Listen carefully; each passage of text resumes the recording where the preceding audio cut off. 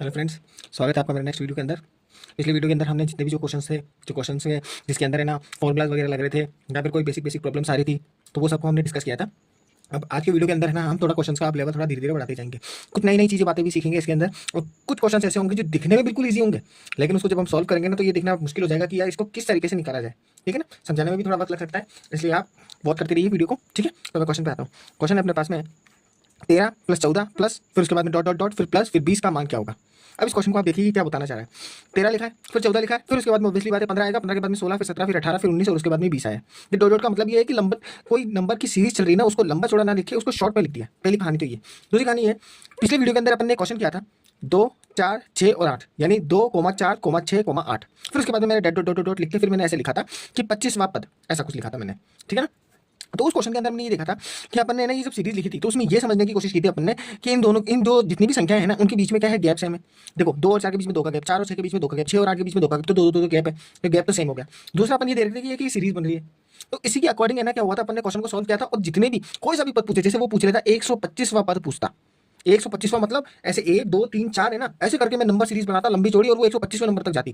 तो क्या मैं प्रत्येक को एक एक को देखता रहता कि मैं कैसे क्या बनाता? ऐसा पॉसिबल नहीं है, क्योंकि लिखना पड़ता सबको सबको 125 बार तक मैं लिखता है 2 का पारा, एक तरह से 2 का पारा ही लिखना था। नहीं, उसके लिए मैंने आपको एक फॉर्मुला बताया था। फॉर्मुला अपने पास में ये था, an बराबर के अंदर a प्लस ब्रैकेट के अंदर n-1 और उसके बाद में d अपना डिफरेंस था, a अपना प्रथम नंबर था यानी प्रथम संख्या, और an अपने पास में अंतिम संख्या थी और n था पदों की संख्या। ठीक है, उसी से रिलेटेड है ना कुछ कुछ है ना अपन इस वाले क्वेश्चन को करने वाले हैं, क्योंकि देखो इसमें कोमा नहीं है, इसके अंदर प्लस आ रहा है। अभी मैंने जितना भी है ना फॉर्मूले के बारे में आपको बोला ना, जैसे ये अंतिम पद के बारे में an बराबर में a प्लस ब्रैकेट के अंदर n-1 और d, ये आप पिछली वीडियो के अंदर देखना, उसमें फुल डिटेल के अंदर मैंने आपको समझा रखा है। ठीक है, अभी अपन इस पे बात करते हैं। अब 13 + 14 + डॉट डॉट डॉट और 20 का मान सीधा सीधा बताना है। अब देखो यहाँ पे प्लस का साइन आ रहा है, प्लस का साइन आ रहा है, इसका मतलब सीधी सीधी बात है सम करना है। और जब भी सम की बात आ जाएगी ना, सम की बात आती है अपन को सीधा एक फॉर्मूला लेना है। शर्त सभी के बीच में अंतर सेम होना चाहिए। 13 से 14 पे जा रहे हैं, 1 का अंतर, 14 से 15 पे जाएंगे 1 का अंतर, फिर 15 से 16 पे जाएंगे 1 का अंतर, अंतर सेम होना चाहिए। बाकी सीरीज कितनी भी लंबी हो कुछ कोई फर्क नहीं पड़ता है। ठीक है ना, सम आ रहा है, अगर बीच में प्लस लिखा हुआ है तो ही ये फॉर्मूला लागू होगा, अगर comma comma comma comma comma लगा हुआ है तो वाला फॉर्मूला लागू होगा जो मैंने पिछली वीडियो के अंदर बताया था। अब इस वीडियो के हिसाब से देखते हैं, मैं बोल रहा हूँ सम लगाना है। ठीक है, सम तो करना है, लेकिन किसका करना है? सम करना है हमारे को उस नंबर का जितने जो पूरी नंबर सीरीज बन रही है। तो ये सम लिख रहा हूँ तो इसको शॉर्ट फॉर्म के अंदर मैं लिखूंगा एस और उसको लिख दूंगा एन। इसको एस एन लिखूंगा, पिछले वाले को मैंने ए एन लिखा था और इस वाले को एस एन लिखूंगा। एस का मतलब सम होता है, तो एस एन बराबर के अंदर फॉर्मूला है n/2, फिर उसके बाद में गुणा, फिर ब्रैकेट लगेगा, फिर उसके बाद में 2a, फिर उसके बाद में प्लस और ब्रैकेट के अंदर n-1 और ये d और ये ब्रैकेट क्लोज। अब देखो यहाँ पे सेम ब्रैकेट के अंदर सेम ब्रैकेट है। अगर आपको लग रहा है कि ये वाला सर्कल ब्रैकेट है, सर्कल ब्रैकेट से बड़ा वाला ब्रैकेट लेना शो करना है, तो आप कोई बात नहीं, इस वाले को है ना आप ये वाला ब्रैकेट लीजिए, स्क्वायर ब्रैकेट। ठीक है, कुल मिला के फॉर्मूला आपका यही होना है, ये वाला फॉर्मूला आपका बनेगा।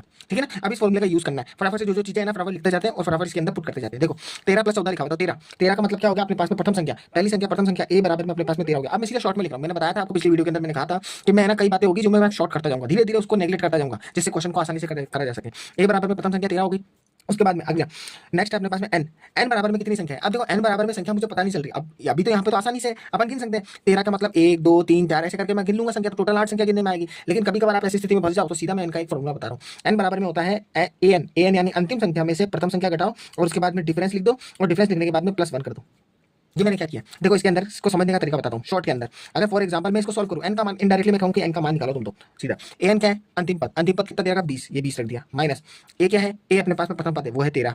ठीक है, फिर उसके बाद में d क्या अपने पास में डिफरेंस, डिफरेंस कितना है, एक एक का डिफरेंस है। कैसे पता चला, मैंने डी के बारे में बताया था आपको, डी के बारे में मैं थोड़ा यहाँ डिस्कस कर देता हूँ। डी का मतलब होता है सेकंड में से पहला घटाना, या तीसरे में से दूसरा घटाना, या चौथे में से तीसरा घटाना। मैंने आपको बताया था अगली संख्या में से पहली वाली संख्या घटानी है, तो ऐसे समझ लें A2 में से A1 घटाना है ना। तो A2 में से A1 घटाने का मतलब हो गया कि मैं अगर आपको बोलूँ 14 में से 13 को घटाना है, तो कितने का अंतर आ रहा है, 1 का अंतर आ रहा है। अब यहाँ A2 का मतलब क्या है, A1 का मतलब क्या है, 13 है, 13 को मान लो A1, 14 को मान लो A2, अगली संख्या जितनी भी जाएगी आगे जाती जाएगी जाती जाएगी जाती जाएगी।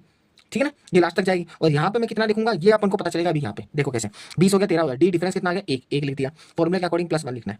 ये लिखने के बाद में सॉल्व करो, 20 में से 13 गया तो कितने बचेंगे 7, 7 के नीचे 1 का भाग देंगे और +1 लिखा हुआ है। अब देखो 7 में 1 का भाग लगाऊंगा तो 7 ही आएगा, क्योंकि मैंने बताया था नीचे 1 की वैल्यू कोई मायने नहीं रखती जब तक मैं कोई वैल्यू नहीं ले रहे हैं। मतलब 1 नीचे लिखा हुआ है तो डायरेक्टली कोई मान अभी कोई मतलब अपने लिए ना कोई फायदेमंद नहीं है। ठीक है, तो इसको 7 का 7 ही लेना है, तो इसका मतलब 7 और उसका मतलब 7 + 1 हो गया, तो 7 और 1 कितना हो गया अपने पास में 8 हो गया, और n बराबर में अपने पास में 8 आ गया। तो n का मान 8 आ गया, तो इसका मतलब A1 A2 ऐसे A3 A4 A5 ऐसे करते करते करते ये वाला जो नंबर है ना वो A8 है। ये चीज तो मुझे पता चल गई। चलो ठीक है, n बराबर में 8 पता लग गया, a बराबर में 13 पता लग गया, तो और क्या क्या चाहिए, a पता चाहिए अपन को, n चाहिए। अब डिफरेंस तो अपने पास एक है, इस वैल्यू के अंदर पुट कर दो, तो आप कुल मिला के फॉर्मूले में पुट करना है। तो एस एन बराबर के अंदर, तो इसका मतलब यह लिख देता हूँ मैं, एस एन बराबर के अंदर, तो एस एन बराबर के अंदर बस एन, एन अपना प्रश्न में कितना था 8, ये देखो एन का मान 8 निकाला, फिर उसके बाद में 2 का भाग लगाना, फिर गुणा, फिर ब्रैकेट के अंदर फिर 2a, तो 2 को गुणा करना है a से, a का मतलब क्या होगा अपने पास में 13 दे रखा है, ठीक है, फिर प्लस, फिर उसके बाद में ब्रैकेट लगेगा, तो ब्रैकेट लगेगा तो इसका मतलब इसको अपन स्क्वायर ब्रैकेट बना लेते हैं, ये वाला हो गया नॉर्मल ब्रैकेट यानी सर्कुलर, एन, एन अपने पास में कितना दे रखा है वो है 8, तो 8 माइनस 1 और उसके बाद में डिफरेंस कितना दे रखा है 1 का।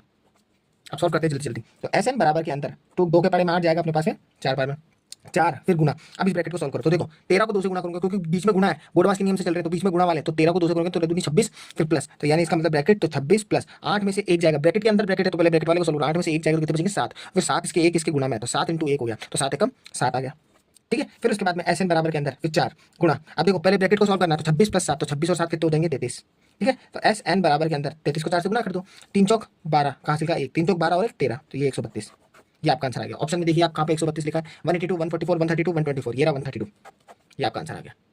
अभी मैंने सिर्फ डायरेक्ट फॉर्मुला लिखकर और सीधा आपको ए क्या है, एन क्या है और डी क्या है, ये सब चीजें मैंने अभी डायरेक्ट बताई है, लेकिन जैसे ही ये वाला चैप्टर जब शुरू होगा ना अर्थमेटिकल प्रोजेक्शन, जब इसके अपन बहुत बढ़िया बढ़िया क्वेश्चन करेंगे ना, तब मैं आपको इसको बताऊंगा कि इसको थोड़ा डिटेल में समझाने की मैं कोशिश करूंगा कि वाई ये ऐसे कैसे क्वेश्चन, मतलब ये आया कैसे, ये किस तरह से सीरीज बनती है, ये सब चीजों के ऊपर।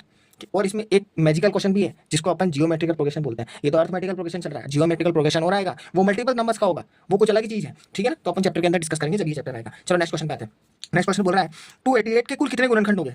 अभी अपने आप में एक यूनिक क्वेश्चन है। यूनिक क्वेश्चन कैसे है, अगर मैं आपको बोलूं सीधा 288 का एलसीएम निकालो, लघुत्तम समापत्ति, तो आप 6th और 7th क्लास से लघुत्तम समापत्ति सीखे थे कि अच्छा एलसीएम निकालना है, तो आप क्या जाओगे साइड में जाओगे और यूं जाके हो जाओगे शुरू, 288 का आप एलसीएम लगाना शुरू करोगे, ठीक है। 2 के पारे के अंदर जाता है तो 2 के पारे के अंदर 288 जा रहा है, अब एक एक टुकड़े को काटते जाओ, 2 जाता है 1 बार, 8 जाता है 4 बार, फिर 8 जाता है 4 बार, फिर 2 को 144 का आधा करो 14 जाता है 7 बार, 4 जाता है 2 बार, फिर 2 के अंदर 72 जाता है अपने पास में 36 बार, फिर 2 के अंदर 36 जाता है 18 बार, फिर 2 के अंदर 18 जाता है अपने पास में 9 बार, फिर 2 के अंदर 9 तो जाएगा नहीं, तो अब इसके बाद में 2 के बाद में अगली संख्या लेंगे 3, 3 के अंदर 9 जाता है 3 बार, फिर 3 के अंदर 3 जाएगा 1 बार।